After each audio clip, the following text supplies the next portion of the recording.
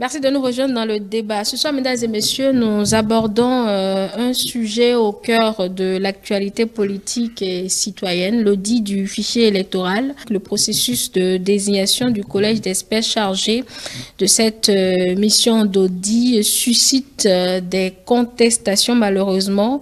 Des allégations d'irrégularité ont été soulevées, jetant une ombre sur la crédibilité même de cette opération. Ces voix ou cette voix discordante peut-elle être prise en compte? Quels sont les risques pour la confiance citoyenne? C'est ce que nous allons débattre ensemble en premier temps. Et en second, le gouvernement a récemment marqué son accord pour la construction d'une nouvelle école de formation en sciences paramédicales, une initiative majeure face à la saturation des structures existence et un besoin criant en professionnels de santé, mais au-delà de la pierre et du ciment, quels sont les véritables enjeux de cette future institution pour la qualité des soins au Bénin et pour l'insertion professionnelle des jeunes? Comment s'assurera-t-on que cette école répondra aux défis de santé d'aujourd'hui et de demain? Ce sera notre second sujet. Chers débatteurs, bonsoir. Je suis avec vous, Julio Tometti. Vous êtes analyste politique et juriste. Bonsoir Angèle Tobola, bonsoir au plateau et aux téléspectateurs de télé. Monsieur Bristan Amoussouguenou, vous êtes écrivain et analyste politique. Bonsoir. Bonsoir Madame la journaliste. Bonsoir les téléspectateurs. Voilà. Monsieur Dean Arikba, vous êtes journaliste. Bonsoir, chers confrères. Bonsoir Angèle et bonsoir à nos téléspectateurs. J'espère que vous vous portez tous bien. Alors, on va démarrer avec ce premier sujet, cette dissonance du rapporteur du comité de pilotage de l'audit du fichier qui vient donc, on peut le dire, remettre plus ou moins en cause le processus de désignation des experts pour l'audit de ce fichier électoral. Et il faut préciser déjà que le président du comité de pilotage a expliqué chez nos confrères de OCFM le processus qui a conduit à la désignation de ces spécialistes. Mais vous, Julio Tometti, première question, que vous inspire tout ce remue-ménage autour de la désignation des experts censés auditer le fichier électoral? Oui, bien entendu, vous l'avez dit, il y a une polémique autour, ce qui ne devrait pas être le cas, puisque, comme il y a noté avant la sortie de Jean-Baptiste Hélas le dimanche dernier sur la désignation des 4 experts internationaux, il y a l'un des membres du comité de pilotage, notamment le représentant des confessions religieuses, en la personne de M. Michel Alokpo, qui depuis déjà plus d'un mois a déjà commencé par alerter de ce qu'il y aurait des irrégularités. Que, je le dis comme ça, hein, en rappelant un peu aux téléspectateurs, qu'il soupçonnerait en fait le président et certains membres du comité d'avoir déjà au préalable en fait leur personne ou des personnes qu'ils auraient souhaité placer, ce qui aurait, comment dire, eu pour cause en fait d'une certaine façon la, comment dire, le fait que les appels à candidature, l'appel à manifestation d'intérêt n'ait pas été lancé très tôt et qu'ils auraient joué avec les délais pour que les siens qu'ils auraient peut-être préparés soient ceux qui auraient soumissionné. Il est allé plus loin dernièrement en soulevant que lui, il aurait aperçu entre les mains d'un membre du comité en fait une liste qui comporte en fait déjà un certain nombre d'experts et que bizarrement, ce sont ces experts-là qui ont été retenus, ont été choisis, ce qui jette quelques discrédits en fait sur le processus.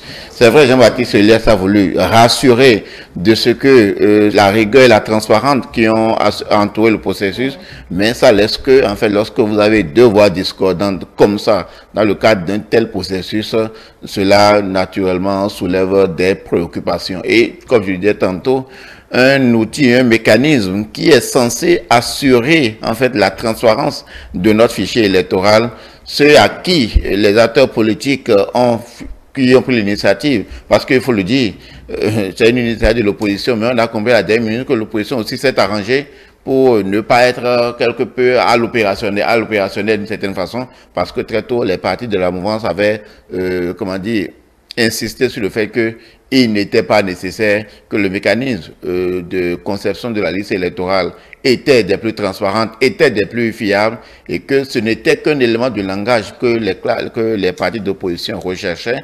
Et bien évidemment, le chef de l'État n'a pas voulu donner écho, donc ne pas vouloir donner écho à ces médisances qu'il peut y avoir sur le fichier électoral. La seule façon pour le chef de l'État, c'est de faire droit en fait à leur demande.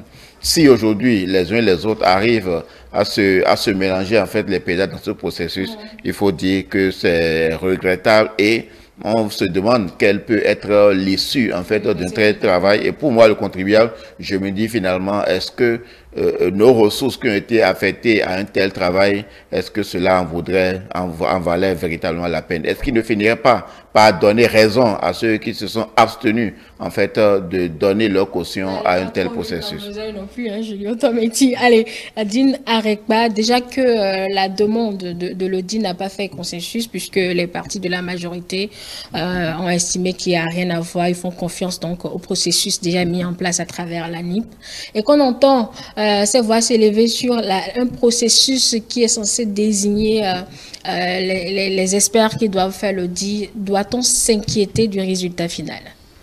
Bon, la question mérite d'être posée au vu quand même des développements qu'il y a depuis que ce comité-là a été mis sur place. Mais j'aimerais quand même faire remarquer que dans ce comité, il y a maintenant, je dis peut-être des bêtises, il y a maintenant 5 membres. Alors s'il y a 5 membres et qu'on a un membre qui, tout au moins 2 fois déjà, sonne l'alarme, appuie sur la sonnette d'alarme et dit qu'il y a mal donne, que les procédures ne sont pas respectées. Bon, c'est clair que c'est une voix discordante.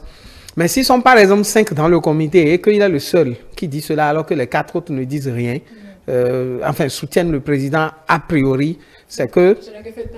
Voilà, c'est qu'il faut se demander, c'est juste des questions qu'on se pose. Nous sommes des analystes, nous on suit l'actualité, on se pose des questions et on attend les futurs développements pour soit confirmer ce que nous appréhendons, soit l'infirmer. Alors on se demande si le représentant et en même temps secrétaire général, en tout cas porte-voix des confessions religieuses, de ce cadre de concertation des confessions religieuses, est-ce qu'il ne joue pas en nos troubles par hasard? C'est des questions qu'il faut se poser parce que on sait que les partis de la mouvance n'ont pas voulu s'associer à la chose. Les partis de l'opposition, c'était leur doléance. Le chef de l'État a accordé cela, a demandé au ministère de la Justice de superviser le processus, en tout cas de donner les moyens pour que ça soit fait. Alors, à partir de cela, les partis de l'opposition, mon collègue tout à l'heure disait qu'ils n'ont pas voulu rester à l'opérationnel. Je pense pour ma part que même si les partis de la mouvance étaient associés à la chose, il n'était pas évident que ce soit les opposants, en tout cas les acteurs politiques eux-mêmes, qui aillent fouiller dans les ordinateurs, qui aillent voir comment le processus a été conduit jusqu'à là où on est. Parce que, pour rappel, il me semble bien que c'est la liste électorale qui a servi aux législatives de 2023. C'est cette liste-là qui doit être auditée. Ah, c'est ce qu'ils vous ont dit? Par rapport nous, on se demande encore ce qu'ils veulent auditer. Bien sûr, c'est la liste-là. C'est ce qu'ils vous ont dit. Parce qu'il y a eu plusieurs acteurs politiques de l'opposition comme de la mouvance qui se sont prononcés là-dessus. Et d'après moi, mes informations, c'est bien ça. C'est la liste électorale de 2023. Donc, ceux de la mouvance estiment déjà qu'il n'y a pas d'enjeu à auditer une liste qui a servi à une élection passée. Alors que d'ici là, d'après le calendrier de la Sénat, il y aura une nouvelle liste qui va être actualisée pour les prochaines joutes électorales. Et donc, eux, ils estiment que, bon, c'est comme si l'opposition veut peut-être démontrer même que les résultats des dernières législatives sont à remettre en cause. Alors que ce n'est pas la peine de retourner encore à cette étape-là. Bon, c'est des supputations qu'on a entendues. Justement. Donc, à partir de cela, c'est clair qu'il fallait désigner des experts. Les opposants qui sont seuls embarqués dans cette initiative-là, dans cette opération. Et là, bien sûr, c'est là où je parle déjà d'experts parce que eux, ils ont regardé celui qui est à la tête. Ce n'est pas un acteur politique. Ils ont pris un acteur de la société civile et il fallait, en dehors de ce comité-là de supervision, entre griffes, qu'il y a maintenant des experts qui soient à l'opérationnel. Et ces experts, pour ma part, j'ai entendu dire le dénonciateur, le pasteur Michel Alokpo, dire qu'il ne remet pas en cause la compétence des experts, mais que ce qu'il remet en cause, c'est la procédure ayant conduit à leur désignation. Je pense, pour ma part, que dans sa posture, il a peut-être estimé que les choses n'ont pas été bien faites, à lui de le prouver, et au gouvernement, je veux parler déjà du ministère de la Justice, le ministre, puis le chef de l'État, de voir s'il y a une manière, si avant de faire l'audit du fichier électoral, il faudrait auditer déjà le comité de pilotage. Mais on ne va pas s'en sortir, on n'a pas que ça à faire non plus. Voilà. Donc, pour m'en arrêter, il est à souhaiter que les uns et les autres, au sein de ce comité-là, fassent en sorte que nous, les citoyens, on n'ait pas l'impression que ça va être véritablement des ressources dilapidées, jetées sur... Tout de suite, gros mots, dilapidés, ils en rendront compte, on ne va pas utiliser de gros mots. Oui, monsieur Briston Amoussou-Guénon, je vais vous demander si vous pensez que tous ces chamailleries ou chamaillements auraient peut-être affecté la crédibilité déjà peut-être du collège d'experts déjà désigné et par extension, pourquoi pas l'audit qu'ils s'en vont faire aussi. Je vous remercie. Je commence déjà par saluer le gouvernement. Je salue déjà toutes celles et ceux qui ont contribué à ce que ce comité soit mis sur place, soit mis sur pied, afin que nous ayons quand même une idée de ce que sera la prochaine élection à travers ce travail qui sera certainement fait. Je ne crois pas sincèrement pour ma part que cela puisse remettre en cause les conclusions liées à ce travail qui se fera certainement dans les règles de l'art. Parce que quand j'ai entendu M. Alokpo dans cette déclaration, d'abord M. Jola l'a souligné tout à l'heure, il n'est pas le seul dans le comité. C'est un comité qui est composé de 5 membres. Et je crois que c'est inopportun que nous soyons informés. 5 ou 4, je n'ai plus le chiffre exact en tête. 5 ou 4, en tout cas que nous soyons informés sitôt de ces récriminations, parce qu'il aurait fallu peut-être avoir d'autres voies de recours ou bien toucher des autorités, des voies plus autorisées que les nôtres pour porter le problème, pour que ça soit une cuisine interne et régler cela. Parce que lorsque il y a la majorité qui a pris une décision et qu'un seul membre qui n'est pas d'accord se lève à parler, à opiner sur toutes les chaînes pour nous parler, ce n'est pas sérieux de ma part. C'est mon point de vue. Et je crois qu'il a encore dit dans son développement qu'il ne remet nullement pas en cause les compétences liées à ces messieurs qui ont été désignés. Je crois qu'à ce niveau, le tout est joué.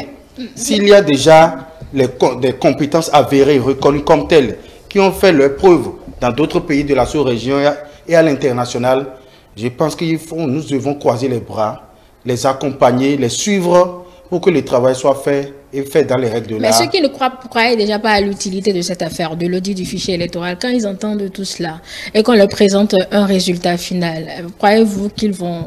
Peut-être que c'est qu'ils ont constaté, je dis peut-être des irrégularités. Pensez-vous qu'ils vont... Il ne dénonce pas ici les compétences liées... Laissez-le finir, oui. Il ne dénonce pas ici d'abord les compétences. Ça veut dire qu'unanimement, nous reconnaissons tous les compétences liées à ces messieurs par rapport au travail qui a été demandé. Mais s'ils se sont donné un processus qu'ils n'ont pas respecté... C'est lui qui a dit. Nous n'avons pas encore les preuves. Parce qu'il faut, comme l'a dit M. Arekpa tout à l'heure, s'il y a audit dans audit, il faut un comité neutre pour nous donner vraiment, pour qu'on situe les responsabilités. Mais lui seul, sa seule voix ne vaut pas, voilà. Vous n'y croyez pas. Oui, Julien Tometti, je vous repose la même question que tout à l'heure à M. Amoussou-Guénon. Oui, ici, ce n'est pas une question de transparence qu'il s'agit, de compétence qu'il s'agit, mais c'est d'abord une question de transparence dans la procédure. Si on nous dit que les experts qui ont été retenus, ces experts-là sont des amis, en fait, des membres du comité. Des noms ont été cités même, notamment la personne du secrétaire, je ne sais pas, qu'il a retrouvé préalablement ces noms-là sur une liste entre ses mains. Et que finalement, ce sont ces 4 experts qui ont été désignés, ça pose un problème.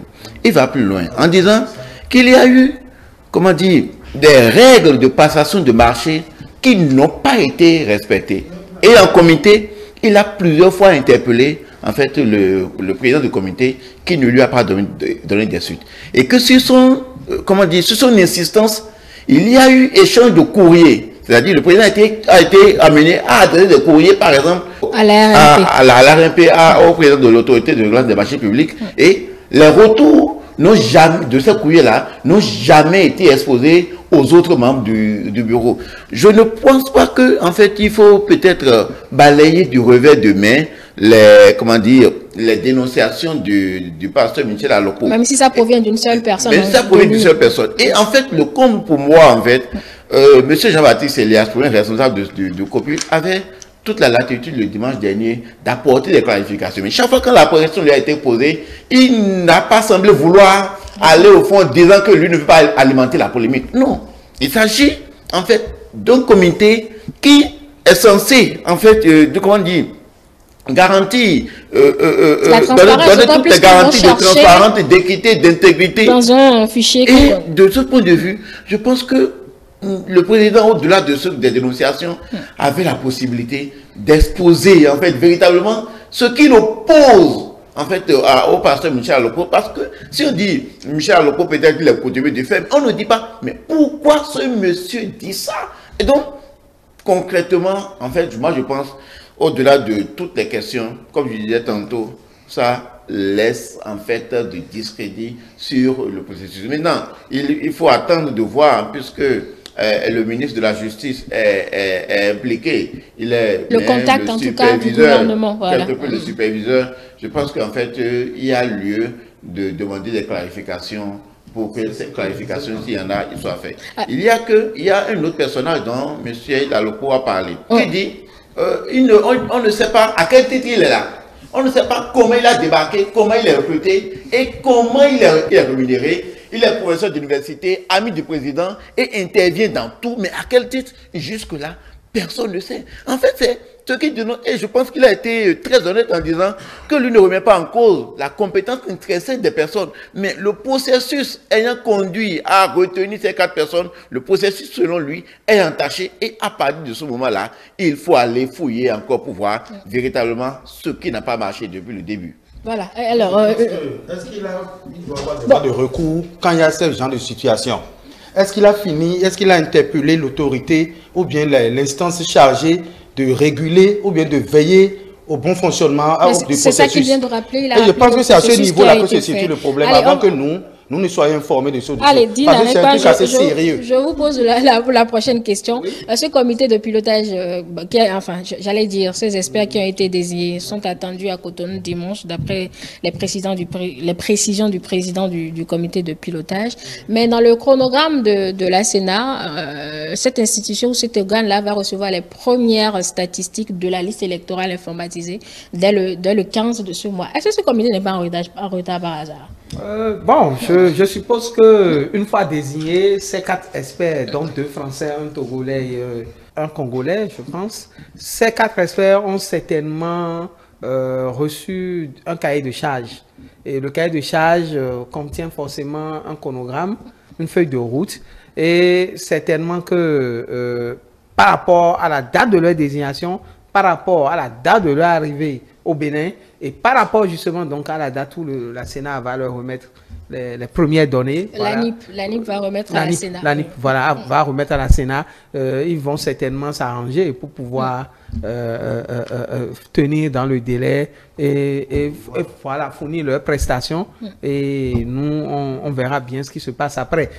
Tout ce qui est important à dire, c'est que ça ne sert à rien pour une opération aussi sensible qu'il y ait autant de supputations. Je pense que, raisonnablement, il faudrait qu'on appelle les 2 camps. Si tant est qu'il y a maintenant 2 camps dans ce COPIL-là, ce comité, que ces 2 camps-là, que la sagesse puisse prendre le dessus et qu'il fasse en sorte que ces supputations, ces chamailleries, justement, puissent se dissiper et que l'opération puisse aller à son thème pour le bien. Qui va jouer au médiateur?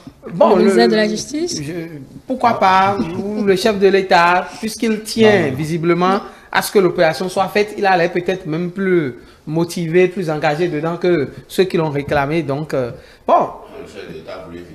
Allez, on va le... Justement, parce que si ça finit par faire flop et que cette opération, par exemple, n'allait pas jusqu'au bout, bon, voilà, à qui ça profite et qui perd? Voilà des questions qu'il faut se poser. Oui, Julien Tometi. Moi, j'ai de sérieux doutes par rapport à l'aboutissement de ce processus. C'est pourquoi il y a tantôt que le chef de l'État a voulu juste éviter un piège ou éviter de donner des éléments de langage aux partis politiques de l'opposition qui ont demandé ce taudis-là. Parce qu'en vérité, moi, du point de vue du droit, ça me pose un problème. Dans le cadre, le cadre institutionnel des élections, là, il n'y a rien qui soit prévu pour un tel comité. Je ne sais pas à quel moment les travaux de ce comité vont impacter d'une manière ou d'une autre le calendrier électoral établi par la Sénat dont nous sommes tous au courant. Et quand nous voyons en fait la proximité en fait du processus qui s'avance, il y a lieu de se demander est-ce que véritablement ça pourrait, ce taudis ira. J'ai entendu quelque chose d'autre. Rapidement. Pour que, en fait, je ne sais pas si les gens veulent transformer en fait le COPUL en un institution de bureaucratie et autres. J'ai entendu des séances avec les partis politiques et autres. Non, leur rôle n'est pas ça.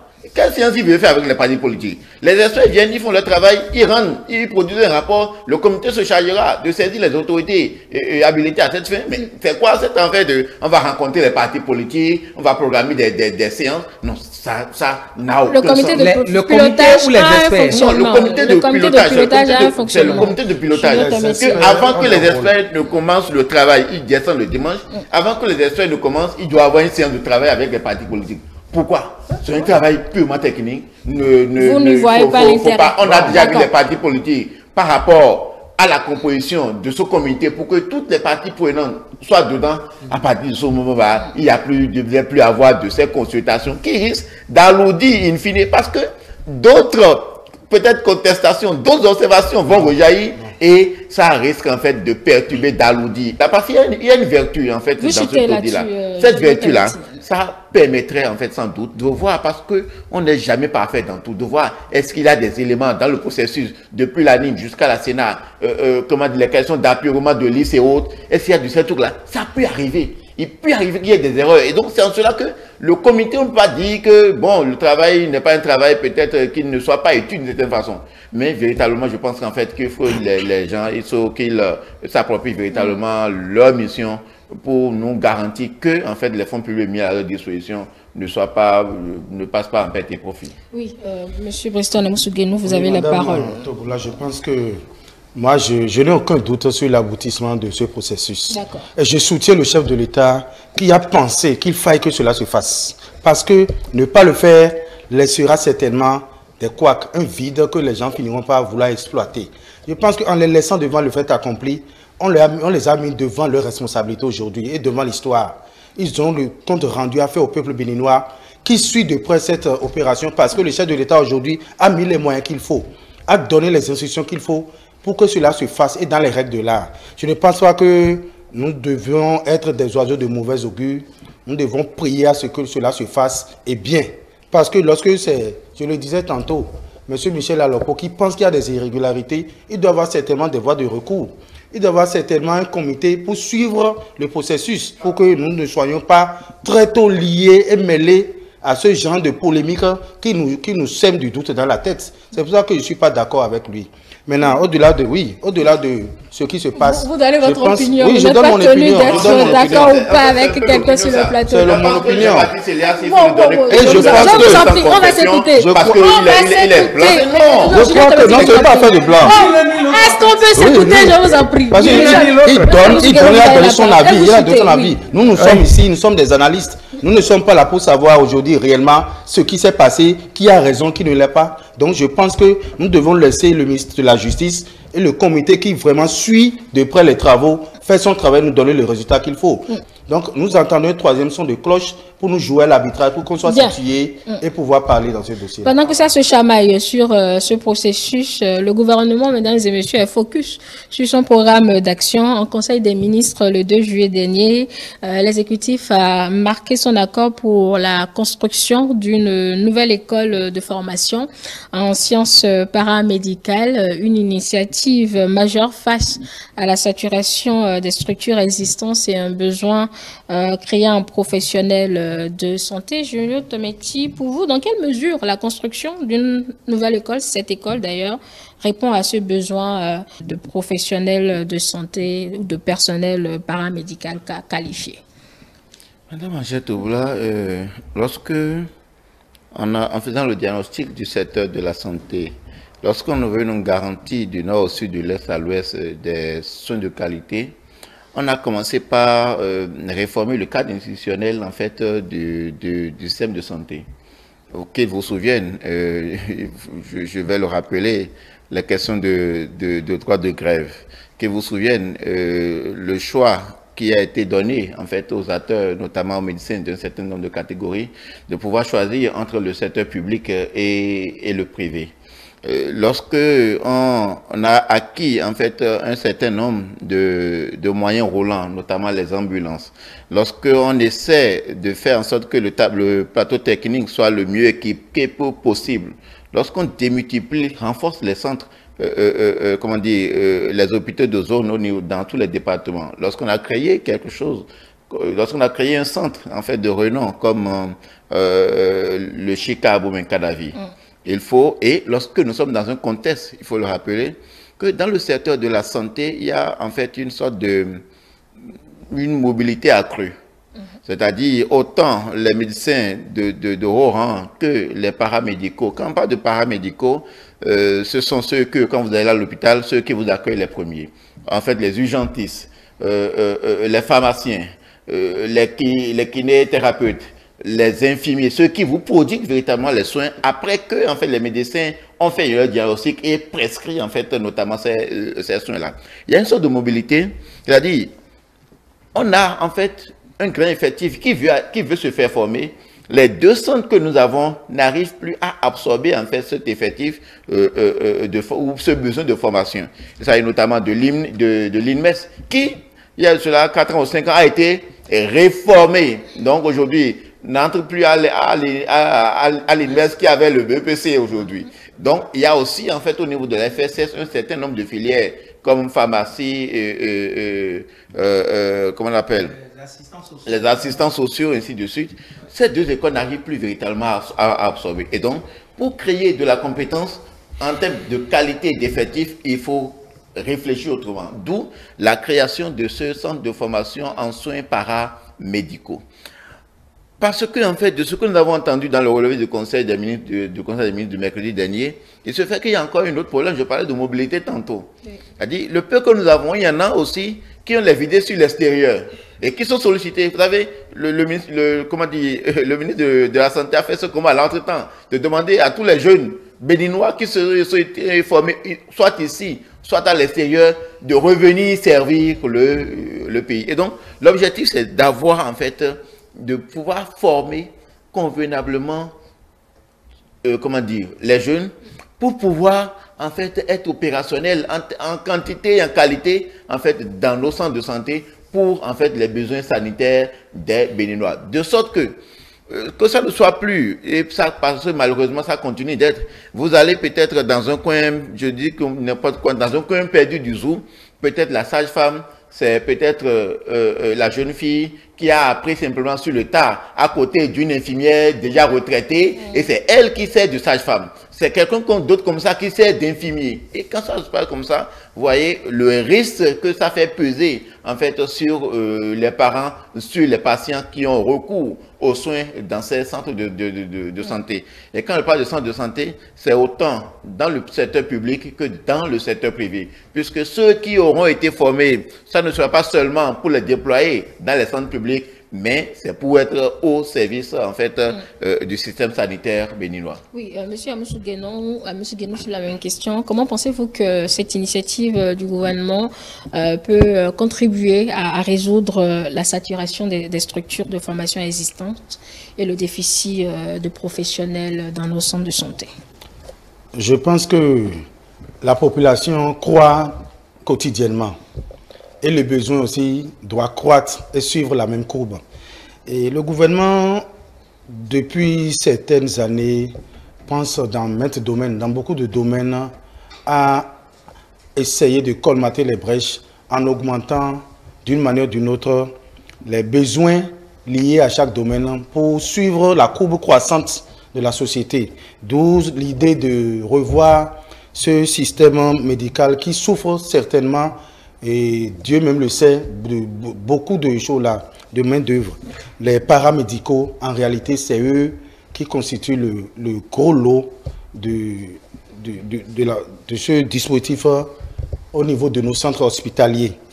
Et quand on prend, par exemple, la FSS aujourd'hui, c'est une structure qui ne prend plus à peine le 10e des besoins que nous avons sur le terrain. L'INMES aujourd'hui, il a rappelé M. tout à l'heure, M. Tomati tout à l'heure, a été obligé de se joindre un peu à la danse et à la cadence. On a vu que c'est ceux qui ont aujourd'hui le bac qui peuvent aller aujourd'hui à l'INMES. Il y a 3 ou 4 ans, ça a été réformé ainsi. C'est toujours dans l'optique d'absorber un peu ce gros lot qui est encore sur le tas, qui est encore en instance, que le gouvernement pensait aujourd'hui qu'il faille qu'on ait une main-d'œuvre en qualité et en quantité pour pouvoir aider les médecins, ceux que nous appelons les docteurs, les professeurs et autres, dans ce travail que nous avons au quotidien dans la cité. Alors, Audi n'arrête pas à vous. Je veux vous demander de quelle manière vous pensez que cette école paramédicale de grande envergure, a dit le gouvernement, avec plusieurs filières paramédicales, peut-elle répondre non seulement aux besoins nationaux, mais aussi à la forte demande du marché international de l'emploi? Cela passe justement par la qualité de... je t'ai entendu le dire dans ton introduction, au-delà de la pierre et du ciment, je crois. Hein. Oui. Voilà, cela passe par la qualité au-delà donc de ces éléments de construction physique. Cela passe, je le répète, par la qualité de l'enseignement qui sera dispensé. Et dans le relevé du Conseil des ministres, je pense que quelque part, ça a été souligné. Il faudrait que dans cette formation qui sera donnée à ces futurs paramédicaux, que les technologies nouvelles de l'information et de la communication, tout ceci soit associé, soit inclus dans la formation. Parce qu'aujourd'hui, évidemment, la médecine suit, j'ai envie de répéter le doyen Amoussou Guénon, la médecine suit aussi la danse et la cadence de l'évolution du monde. Et aujourd'hui, c'est les TIC, c'est la NTIC. Donc, il faudrait que cette formation soit de qualité, de sorte que ceux qui vont finir la formation ici soient en mesure, non seulement par leur nombre et par leurs compétences acquises, de servir au pays et pourquoi pas à l'international, parce que quand souvent on nous dit que en hexagone par exemple que il y a plus de médecins béninois que toute autre nationalité, la majorité d'entre eux se font former où? Ceux-là qui sont nombreux là-bas, pour le moment, ils se font former la plupart du temps à l'extérieur. La plupart du temps. Donc, si aujourd'hui on a une école pour ce qui est des paramédicaux de grande envergure qui permet de former en qualité, on pourra exporter ces ressources humaines-là et on va pouvoir dire avec se bomber le torse qu'ils ont été formés chez nous. Sinon, pour la plupart du temps, ils se font former à l'extérieur, ils regardent après, est-ce que c'est rentable pour eux de venir servir au pays, puis ils se disent non, et puis ils restent là-bas. Voilà. Mais si aujourd'hui, ils sont ici, ils sont en nombre, et on voit que c'est possible d'en exporter, ce serait tout bénéf pour le pays. Tout bénéf, surtout pour les patients des hôpitaux, Julio Tomiti. Oui, bien sûr, nous aurons de la compétence pour nos centres de santé et pour le système sanitaire béninois, et nous aurons de la compétence à en revendre. Et parce que, bien entendu, comme le disait M. Arekpa tout à l'heure, le Bénin était déjà coté en cette matière-là. Nous avons en fait cette tendance-là, nos jeunes, à prendre très au sérieux les formations. Et donc, de ce point de vue, si nous avons la possibilité d'aller nous faire former ailleurs et qu'aujourd'hui, il y a une école de référence qui offre en fait ces formations-là dans multi-domaines. Quand vous voyez un peu les domaines qui ont été cités, appareillage, obstétricien, en fait, ça embrasse presque tout le domaine paramédical. Et donc, j'imagine en fait que ça règle, comme vous l'avez écrit, bien entendu, ça règle en même temps aussi une question d'emploi. Ça veut dire quoi? Ça doit commencer par faire rêver d'une certaine façon que d'ici 1 an ou 2, en fait, l'orientation, en fait, par rapport aux formations universitaires va quelque peu, en fait, s'articuler autour de ces besoins-là, parce que, en fait, il y a une formation de référence et le besoin existe tant à l'interne que sur le plan international. Mais ce qui nous intéresse, nous, d'abord, au-delà de l'employabilité, de ce que nous pouvons démontrer à l'extérieur, c'est que, en fait, nos centres de santé puissent avoir tout le personnel dont ils ont besoin pour véritablement fonctionner, pour nous garantir des soins, de meilleurs soins de santé pour aujourd'hui et pour demain. Pour vous, Dina Arekpa l'évoquait, non, la question est pour Julio. Vous l'évoquez, cette introduction de modules de formation sur le numérique. Pour vous, cette introduction des technologies de l'information et de la communication dans cet enseignement paramédical pour moderniser les pratiques, à quel enjeu concrètement? Quels sont les enjeux liés? Aujourd'hui, je vais vous donner des exemples. Aujourd'hui, vous pouvez, par le peu que nous faisons là, vous pouvez de chez vous faire diagnostiquer. D'accord? Vous pouvez vous faire diagnostiquer. Vous pouvez de chez vous, j'ai vu la dernière fois, ça c'est déjà au haut niveau, qu'il y a des technologies aujourd'hui qui permettent d'aider à quelqu'un qui soit au Bénin de faire une intervention chirurgicale sur quelqu'un qui soit sur une autre planète complètement. Ce de quoi nous parlons ici, en fait, c'est quoi? Que aujourd'hui, c'est même une compétence transversale que tout le monde doit avoir d'une certaine façon, parce qu'aujourd'hui, les TIC interviennent partout. Et de ce point de vue, ce ne sont pas les professionnels de santé de ce acabit-là qui seront en tout cas. Je ne suis pas un professionnel de santé, je ne peux pas dire exactement les points sur lesquels les TIC peuvent être une révolution dans le système de santé, mais en fait, c'est des questions de communication, c'est des questions de maniement d'outils. J'ai vu la dernière fois, par exemple, je ne le dis pas, peut-être ce n'est pas forcément en fait bon, que parce qu'on a bloqué le système informatique d'un hôpital, plus rien ne peut plus fonctionner. Parce que les rendez-vous, c'est sur, comment dire, je ne vais pas dire canaux digitaux, en fait, c'est sur des terminaux.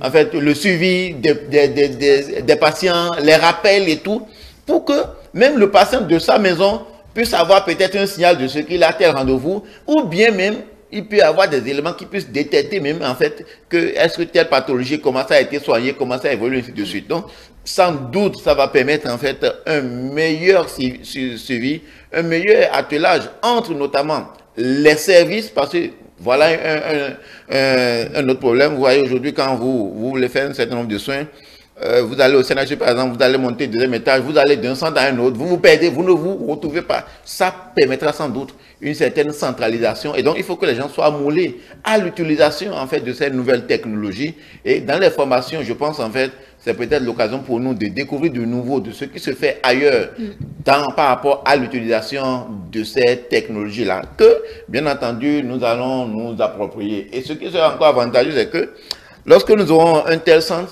c'est sûr que ça ne va pas peut-être abriter que des jeunes béninois. Je suis sûr, comme les béninois allaient se faire former ailleurs, le Bénin deviendra aussi en fait une certaine sorte de référence dans la formation en fait des soins paramédicaux. Parce qu'il y a une polémique la dernière fois, qu'il y a un certain nombre d'écoles ou d'universités sur le plan régional qui ne remplissent pas forcément les conditions d'être école. Donc, les gens ne savent pas ils vont faire les formations et finalement, ils ne peuvent pas faire valoir il y a une dernière décision du Conseil des ministres qui voudrait donc, on va dire, faire un stage de niveau pour ces personnes qui sont formées justement dans ces formations, dans ces écoles voilà, sous-régionales. Il y a une dernière décision du Conseil des ministres. Oui, je ne me rappelle plus de la date. C'est pour racheter, pour que, en fait, ceux qui ne savaient pas, ceux qui étaient dans l'ignorance et sont allés se former dans ces écoles-là. Pour qu'on le dise complètement, ce que vous avez fait, on n'en a pas besoin, c'est de leur donner en fait une chance de se racheter. On le disait tantôt, qu'au-delà de tout, il y a la compétence, d'accord, même si la démarche n'a pas été la bonne, mais ça vous dire que, bon, si la compétence y est, il faut fermer les yeux sur le reste.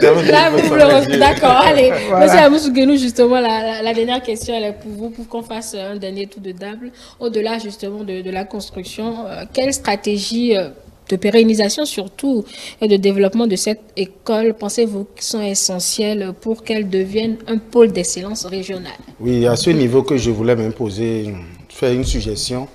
Je pense que pour un coup d'essai, je souhaiterais que cela soit un coup de maître en invitant dans la sous-région et à l'international des experts en la matière pour prendre en compte vraiment les premiers qui seront formés dans cette école afin que ces derniers deviennent les références de la sous-région, d'abord du pays et de la sous-région, afin que la notoriété de l'école soit de mise et que ce nom-là soit grandi, soit périn et que vraiment nous ayons une école de qualité où affleuront ceux de la sous-région qui nous recevaient.